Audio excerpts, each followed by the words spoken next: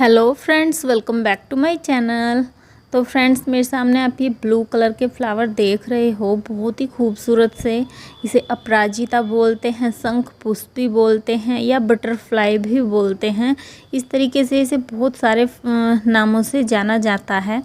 अपराजिता एक वाइन होती है जिसे हम कहीं पर भी फैलाकर अपने घर को सुंदर बना सकते हैं। इसकी सबसे ख़ास बात यह है कि ये घर में रखनी भी एक शुभ प्लांट होता है और इसके अलावा यह एक मेडिसिनल हर्ब प्लांट होता है।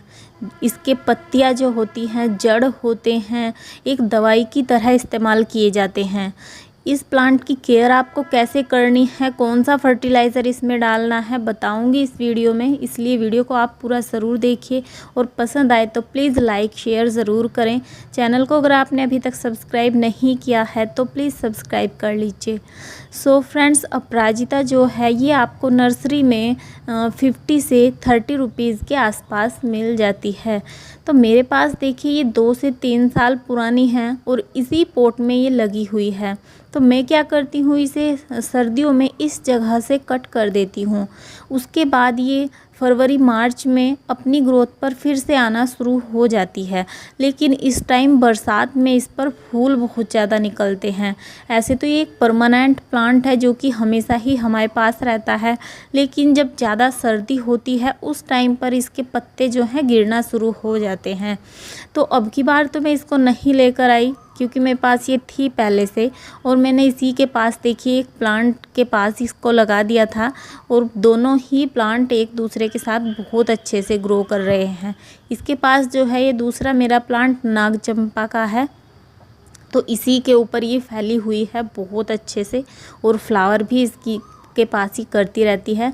तो मैं क्या करती हूँ, इसको सर्दी में कट कर देती हूँ, ये फिर से अपनी ग्रोथ पर मार्च में आ जाती है। इसके अलावा फ्रेंड्स, आपको इसके लिए पॉट कैसा चाहिए होगा, तो आप इसे कम से कम 10 से 11 इंच के पॉट में लगाइए क्योंकि इसकी ग्रोथ बहुत ज़्यादा होती है और बहुत जल्दी से होती है। आपको इसे टाइम टू टाइम कट करते रहना चाहिए। जितना ज़्यादा आप इसको कट करते हो उतनी ज़्यादा इसमें से ब्रांचेस निकलती हैं, उतने ही ज़्यादा इसमें से फ्लावर निकलते हैं। तो क्योंकि अगर आप इसे छोटे पॉट में लगाओगे तो ग्रोथ इसकी कम रहेगी और फिर ये एक बेल से टाइप की होती है, तो आप इसके लिए बार बार पॉट भी चेंज नहीं कर सकते। तो आप एक बार ही इसे 10 से 11 इंच के पॉट में लगा सकते हो। उसके बाद देखिए, अगर आप इसको ग्रो करना चाहते हो तो इस तरीके की फलियाँ इस पर बनती हैं। फूल आने के बाद इस पर फलियाँ बनना स्टार्ट हो जाती हैं। ये इसका बीज होता है, सीड्स होता है।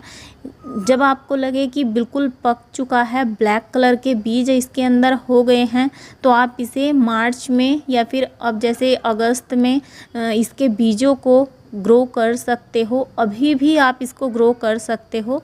ये कटिंग से, बीजों से बहुत इजी तैयार होता है प्लांट, क्योंकि ये एक हार्डी सा भी प्लांट है जिसमें बहुत ज़्यादा केयर भी नहीं चाहिए होती है और बहुत इजी से तैयार भी हो जाता है। अगर आप इसको ज़मीन में लगाकर एक प्लांट की तरह करना चाहते हो तो टाइम टाइम से इसकी थोड़ी थोड़ी कटिंग करके इसको कर सकते हो। एक प्लांट की तरह बहुत बुशी सा ये बन जाता है।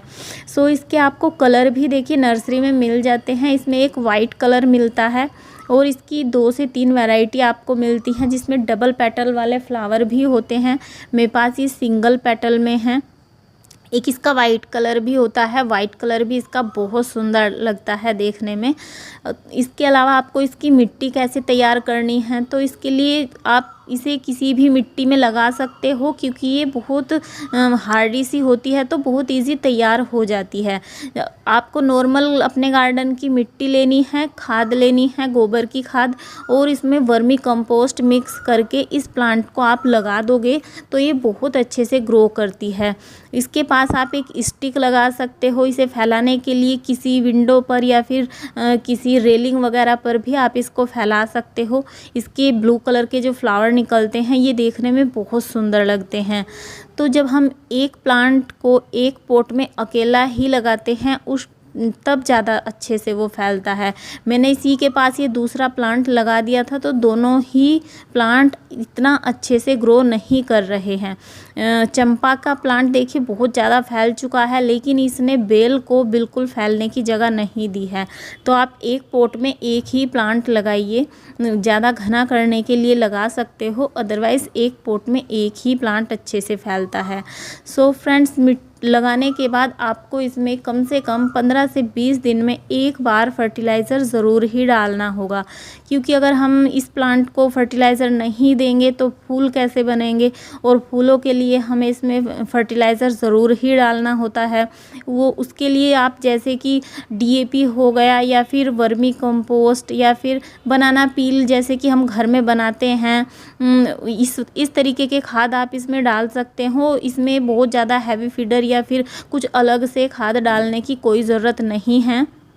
आप सिर्फ इसमें DAP या फिर बनाना पील, प्याज के छिलकों का इस तरीके का मिक्स फर्टिलाइज़र किचन वेस्ट से जो बनाते हैं वो डाल सकते हो, उसी से इसमें बहुत अच्छी फ्लावरिंग करता रहेगा। सो आपको इसको रखना किस जगह पर है, देखिए अगर आप इसको छाया में रखोगे तो इस पर सिर्फ पत्तियां बहुत सारी आएंगी। आपको इसे कम से कम 4 से 5 घंटे की धूप ज़रूर देनी चाहिए। फूलों वाले कोई भी प्लांट हो, 4 से 5 घंटे की धूप उनको ज़रूर ही चाहिए होती है। इसके अलावा अगर आप के पास इतनी धूप नहीं है देने को, तो आप इसे अपने बालकनी गार्डन में भी ऐड कर सकते हो। सिर्फ 1 से 2 घंटे की धूप लेकिन ज़रूर ही इसको चाहिए होगी, ताकि इस पर सनलाइट पड़े और ये फूल दे।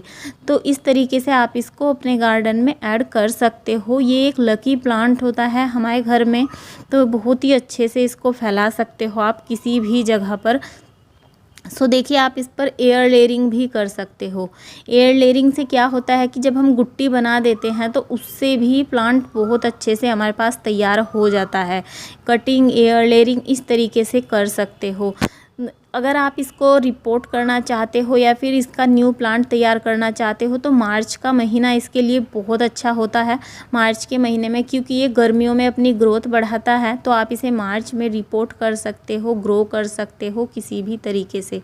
सो फ्रेंड्स, अभी बात आती है आपको इसे रखना किस दिशा में है। तो इसे अगर आप उत्तर दिशा में रखोगे या नॉर्थ साइड में मतलब रखोगे आप इसे, तो इस प्लांट का हमें बहुत ज़्यादा फ़ायदा मिलता है। जैसे कि मैंने बताया कि एक लकी प्लांट होता है। ऐसे तो सभी प्लांट अच्छे होते हैं, लकी होते हैं, लेकिन कुछ प्लांट ऐसे होते हैं जो कि हमारे घर के लिए शुभ होते हैं, माने जाते हैं, जैसे कि मनी प्लांट वगैरह हो गए। इस तरीके से कुछ प्लांट ऐसे होते हैं जिन्हें शुभ प्लांट बोला जाता है। तो ये भी उन्हीं में से एक प्लांट है।